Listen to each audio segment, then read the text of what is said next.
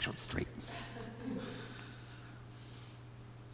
We talk a lot during this season about this idea of hope. And in particular, this year, we are focusing on the idea of hope and what it means for us to rediscover hope in our lives. We talked last week about how hope tells the truth about the world in which we live and about our lives.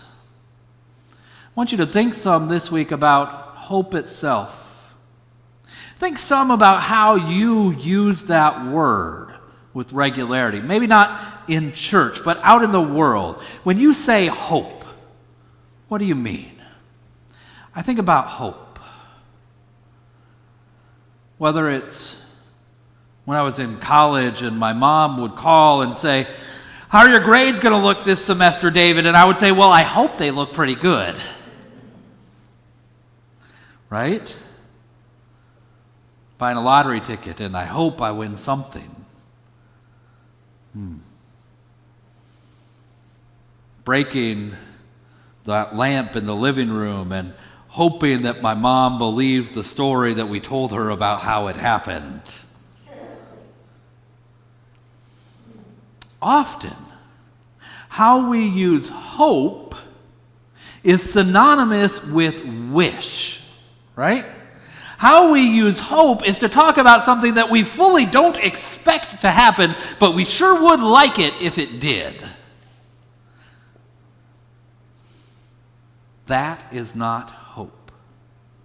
Hope is not a wish. Hope is not luck. Hope is a certainty. Hope is a certainty.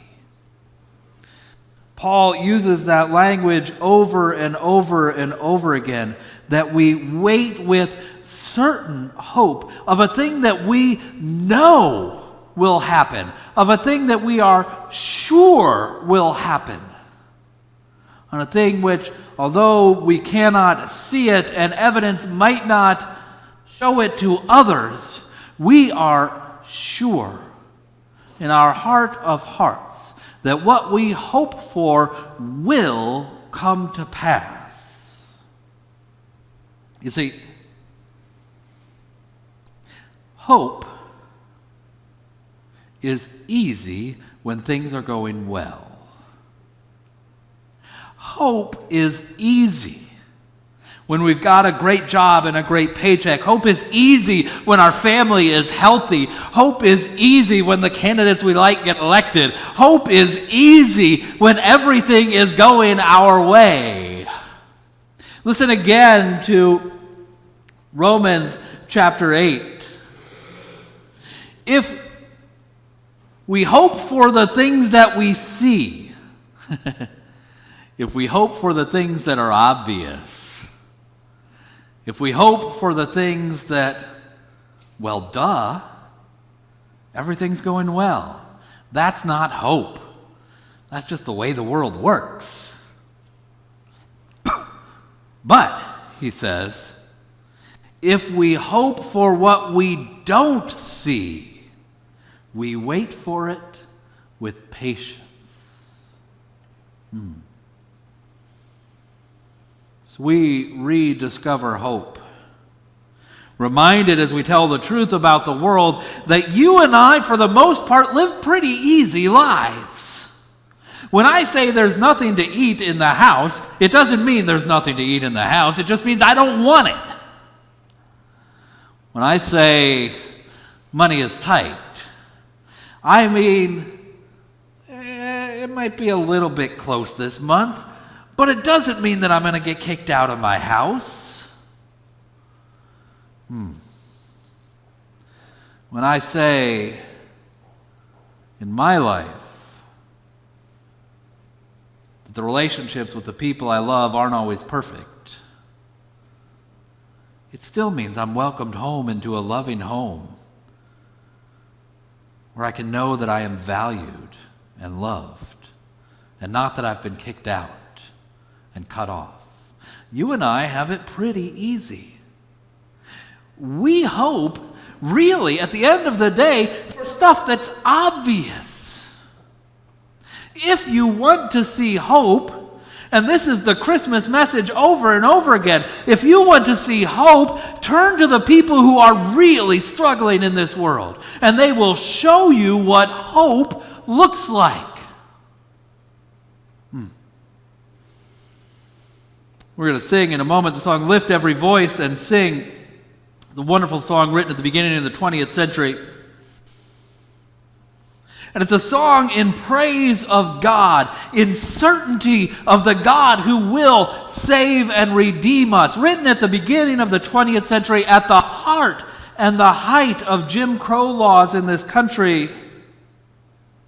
It talks about, as we said, telling the truth. It says that we have come over a way that with tears has been watered, treading our path through the blood of the slaughtered.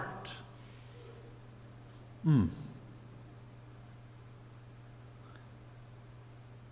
says, still, in that reality, let our rejoicing rise as we sing our song together. Let us be full of hope, being truthful about the world in which we live. If you want to experience hope, turn toward what the theologian Howard Thurman calls the disinherited of the world, the dejected of the world. Jesus, immediately after the nativity story in Luke, in chapter 4, preaches his first sermon in the Gospel of Luke. He preaches it in Nazareth, his hometown. And he reads from Isaiah chapter 61, and Jesus says, I have come to proclaim good news to the poor, release to the inmates, freedom to the slaves. That's hope. Hope, again, hope is certainty. We have watched in this last year together as loved ones have died.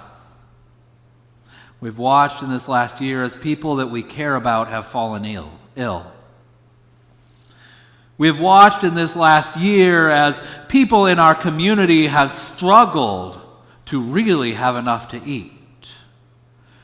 We've watched in this last year as there have been fights over how we educate our children in our schools. We have watched in this last year as violence has again and again broken out in places that ought to be safe.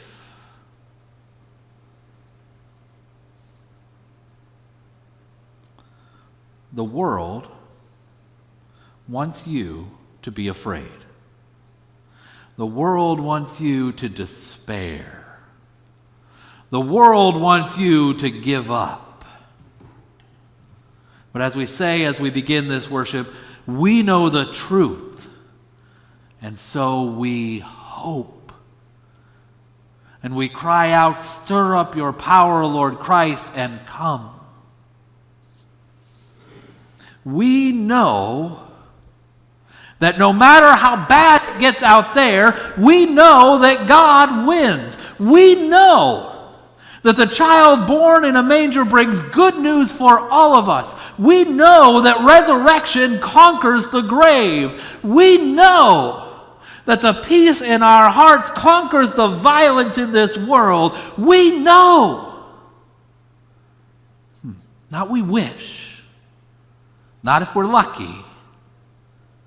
We know that the God who created heaven and earth, that the God who rose Jesus from the dead, that the God who brought the people up out of Egypt, we know that God will prevail even when it doesn't look like it. That's hope. It's the reason we turn to this subject in December, right? as Christmas approaches, and I'm pretty sure I came home last night and left the church at about 4 o'clock, and I got home at midnight, as the sun went from fully out to the middle of the night in that hour. As the days shorten, as it becomes harder to move through this world, as we are surrounded and engulfed by night, as shadows creep in, it's now that we turn to hope. It's now that we light our candles, and we remember that the light shines through the shadows, and the shadows did not overcome it. I don't know what burden you're carrying as you gather with us for worship this day. I don't know what this last year has entailed for you, but I know this: God's promise is for you. God's promise of peace in your heart is for you, and it is sure and it is certain. God's promise of joy is for you. Whatever your burden, whatever you carry, turn to the promise. Hold it in front of you like a candle, guiding you through the house when the lights go out. Hold it in front of you, that promise, as the thing in your life that will never fail. God is for you. Nothing set against you can prevail. That is hope.